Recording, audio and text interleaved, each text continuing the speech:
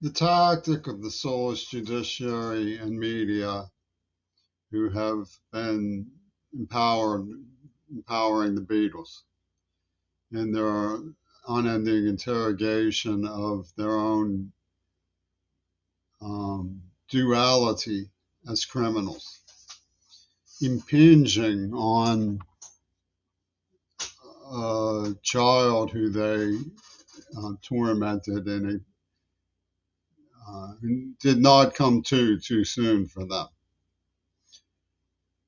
interrogating their neurohypnotic crime rather than allow evidence to be admitted, has probably buried in my notes here and there moments where I understood something. It's like calculus that you've forgotten and would have to learn again to be able to perform the magic tricks that got you through your final exam.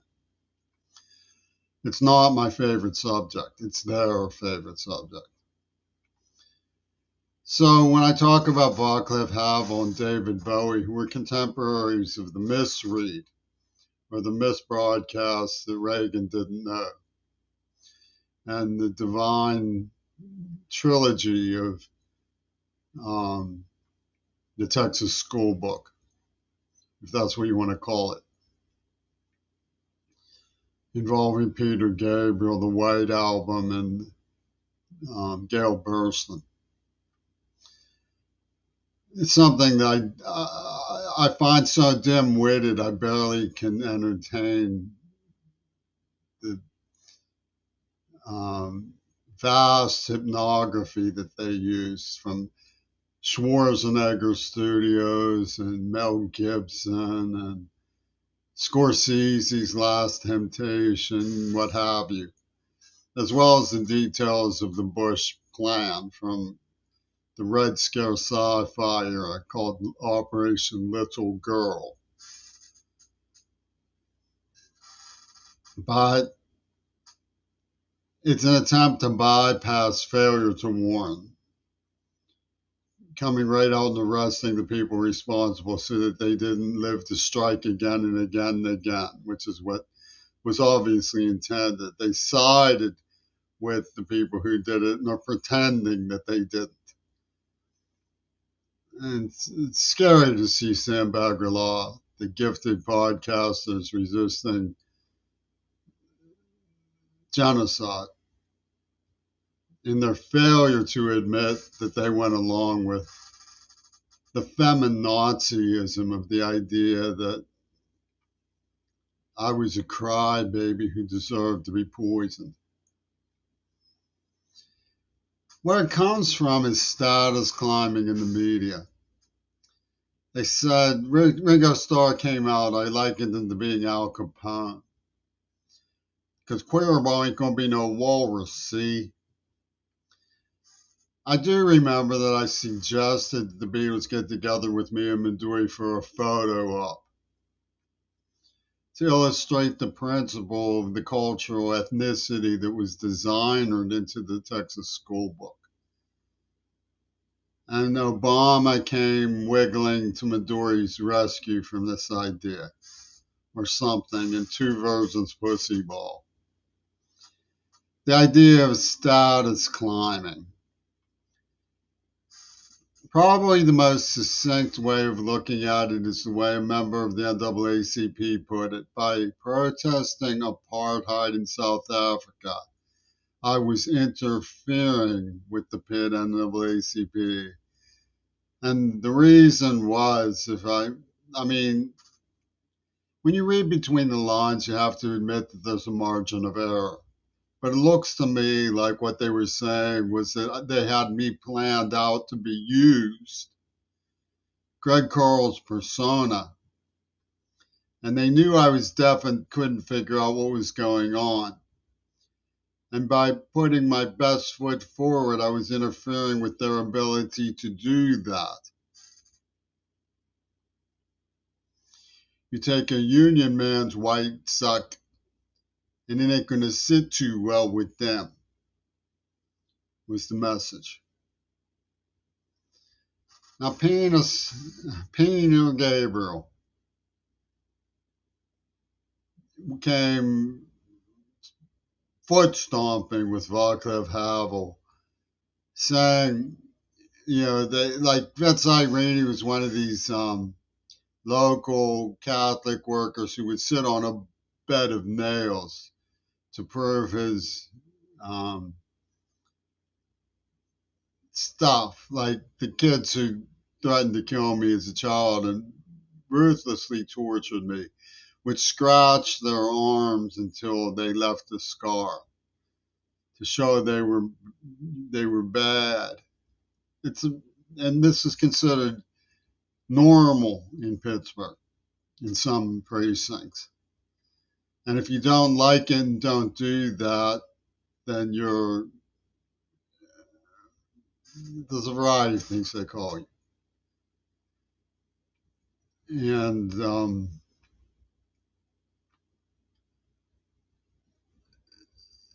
this bed of nails routine was built into the civil rights movement's attitude about hazing through self-sacrifice. I mean, it comes up when Greta goes on the flotilla, when Thiago goes on the flotilla. You are not you. You are simply an item of participation. And this allowed them to take Mackenzie Shirilla hostage without any pangs of conscience while supporting museum thieves, building momentum, which was the way they put it, for the Israeli army in Gaza. And looking for consistency and all that is ridiculous. It has to do with not being cool enough to be considered knowledgeable in your studies about Black history in America. Don't even try it, they say.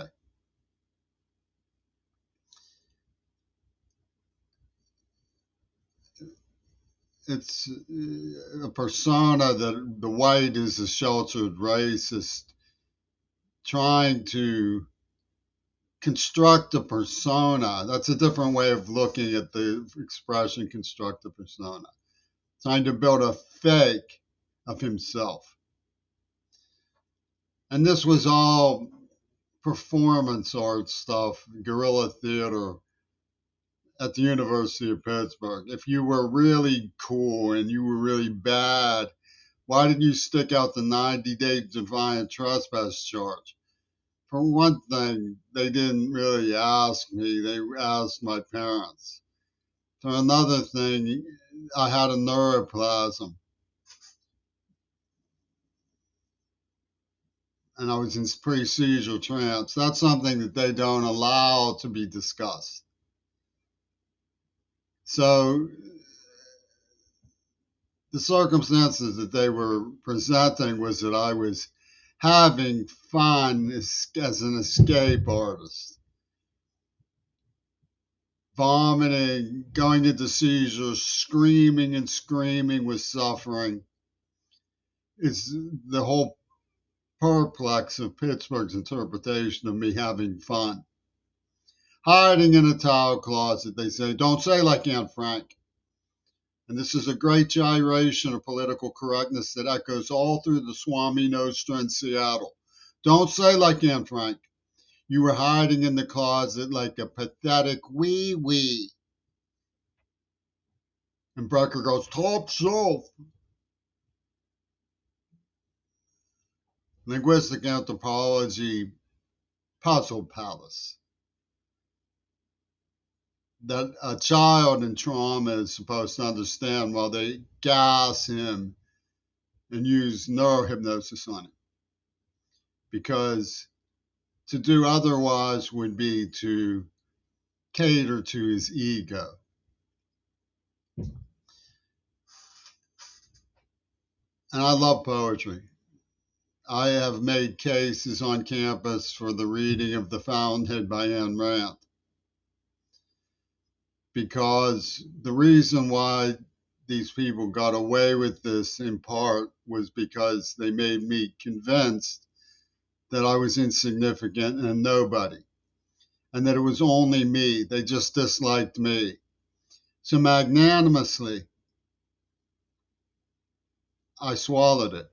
I said, I'll accept that I was deafened and tortured, and I won't make a fuss because it was just me. I was unlucky. My sister said that she believed me about Mount Desert Island because it's the first time she saw me angry, despite all of the humiliation.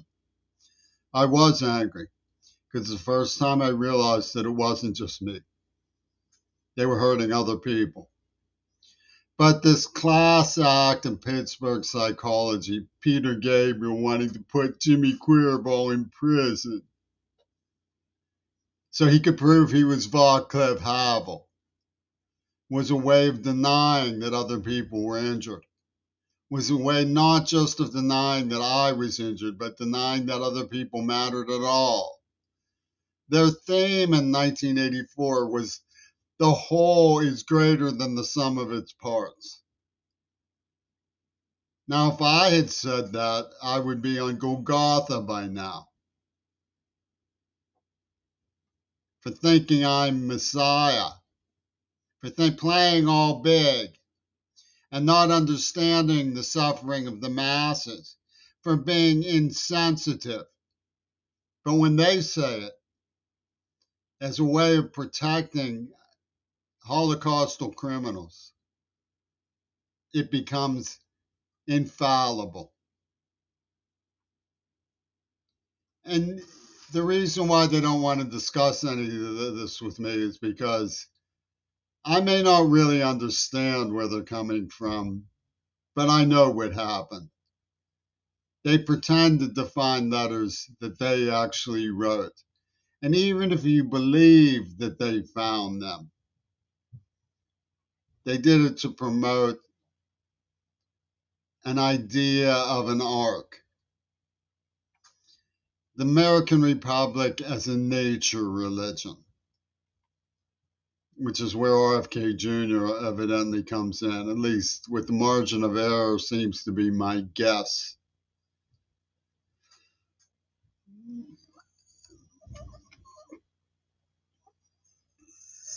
And I don't understand the combats going on in the world because I wouldn't have thrown military machinery at them to begin with. My father was a school bus driver in retirement. True, he was a lieutenant in the U.S. Navy during World War II. That's true.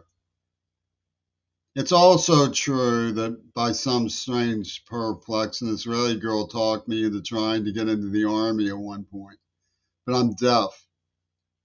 By what right does the Army claim me a secret recruit and subject me to secret illegal war games without any kind of compensation? They send along the little rock star to talk about survival level of compensation. Ninniogramics. Ninniogramics is what all of that amounts to. And they say that I have a kinship pride of place because of my grandparents. Is that why they attacked me? Because my grandparents were distinguished citizens in Missouri? And Pittsburgh considers this normal. They took me to be a St. Louis boy rather than an actual Yinzer.